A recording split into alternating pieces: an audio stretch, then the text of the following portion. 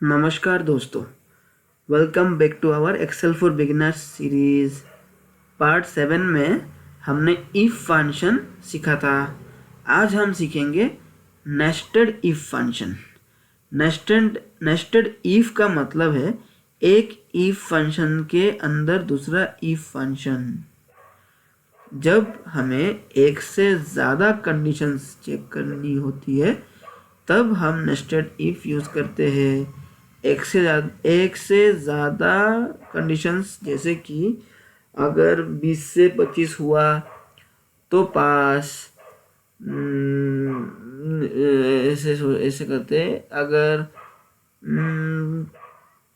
50 से 60 हुआ, 50 से 60 के बीच में है तो ए ग्रेड, फिर 60 के ऊपर गया तो बी ग्रेड, या नहीं सॉरी 60 के ऊपर गया तो ए plus grade.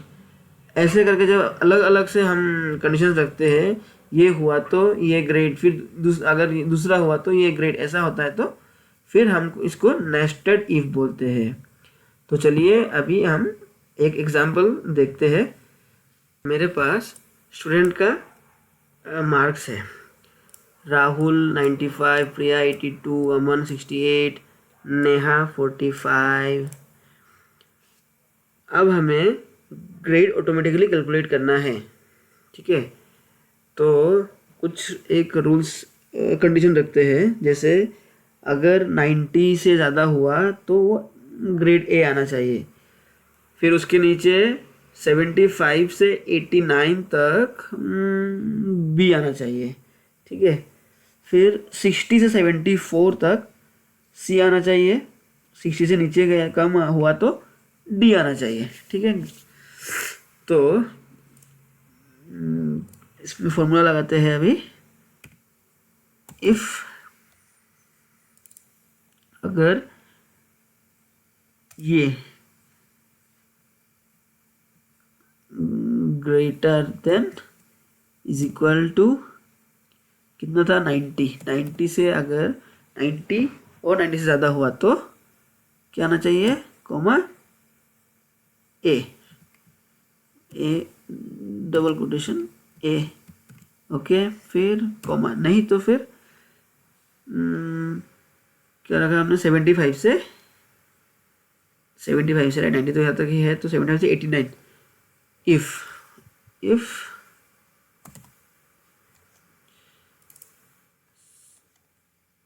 This greater than और इज इक्वल टू 75, राइट, 75, तो क्या होना चाहिए, double quotation B double quotation comma, नहीं तो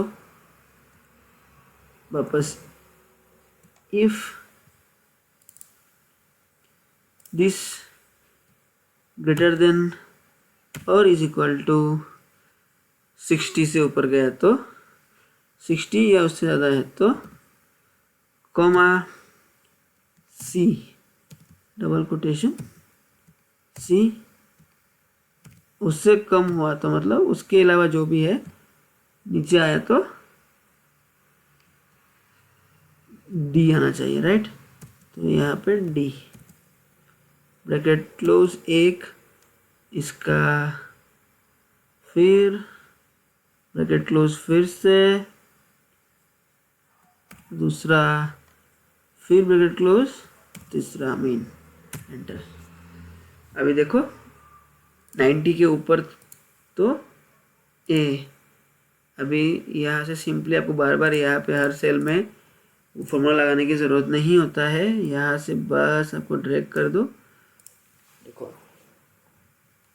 तो ये 90 से ज़्यादा था तो ए आया, फिर ये 75 से 89 के बीच में आ रहा है तो बी, फिर ये 60 से 74 तक के बीच में आया तो देखो। अभी इसको चेंज करोगे तो अभी अगर इसमें आप 90 लिख दिया तो ऑटोमेटिकली इसका ग्रेड ए हो गया, देखो। अभी इसका अगर आप 40 9 तो डी हो गया ऐसा, ठीक है। और फिर 45 तो 60 के नीचे था, तो 60 के नीचे जो भी है वो डी, ठीक है। 60 और उससे नीचे हुआ, 60 से नीचे हुआ तो डी, 60 और 60 के ऊपर हुआ तो सी। तो ऐसा है ये फॉर्मूला, इसको बोलते हैं नेस्टेड फॉर्मूला, नेस्टेड इफ, ठीक है।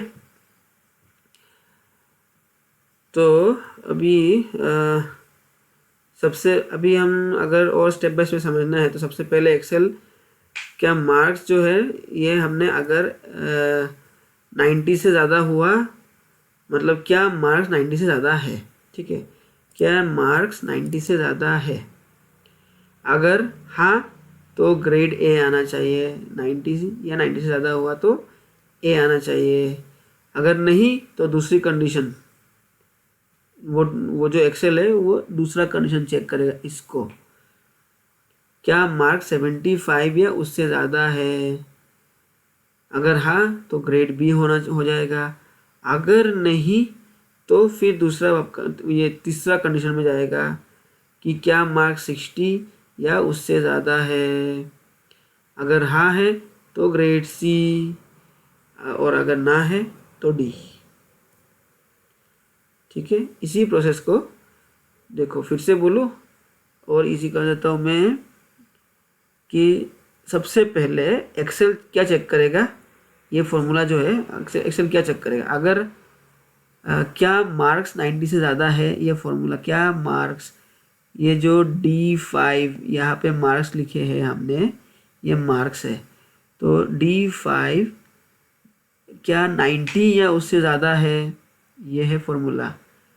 अगर हाँ है तो ए ग्रेड आना चाहिए, अगर ना है तो फिर दूसरा कंडीशन डाला हमने, क्या ये जो है ये 70 के, क्या डाला था हमने 75 या उससे ज़्यादा है। अगर हाँ है तो बी, अगर ना है तो फिर तीसरी कंडीशन, क्या ये जो है वो 60 या उससे ज़्यादा है। अगर हाँ है तो सी आना चाहिए, अगर फॉल्स है ना है तो D. This is the formula, ठीक है।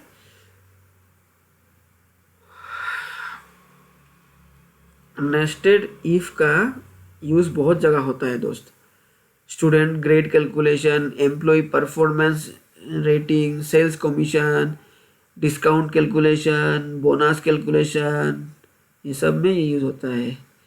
तो आज हमने सीखा nested if function, grade calculation, multiple conditions, real life example. अगले वीडियो में हम एंड और